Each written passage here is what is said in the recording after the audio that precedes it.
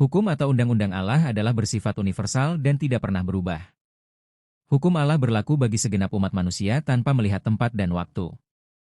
Hukum Allah adalah sesuatu yang fitrah bagi kehidupan umat manusia tanpa melihat suku, bangsa, warna kulit, dan bahasa.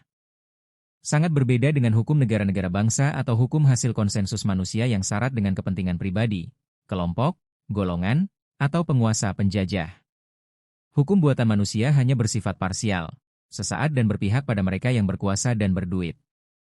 Hukum atau undang-undang dari suatu negara bangsa hanya untuk kepentingan pribadi bangsanya atau sekelompok segolongan dari bangsa tersebut. Hukum bangsa-bangsa kafir musyrik tidak akan mampu memberi keadilan, kedamaian, dan kesejahteraan sejati bagi seluruh rakyatnya.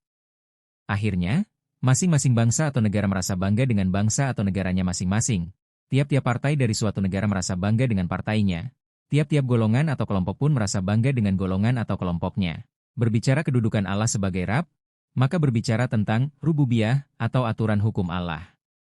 Satu unsur utama dari din, sistem hukum Allah, tentang hidup dan kehidupan adalah hukum atau undang-undang Allah, baik yang tidak tertulis, hukum-hukum pada alam, maupun yang tertulis, hukum-hukum pada Alkitab.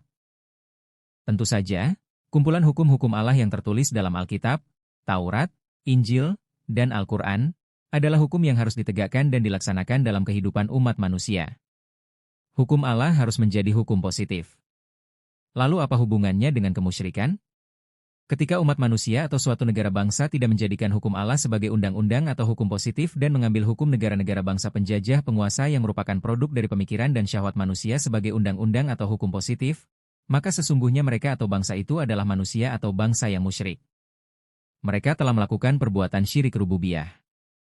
Salam berpikir kritis.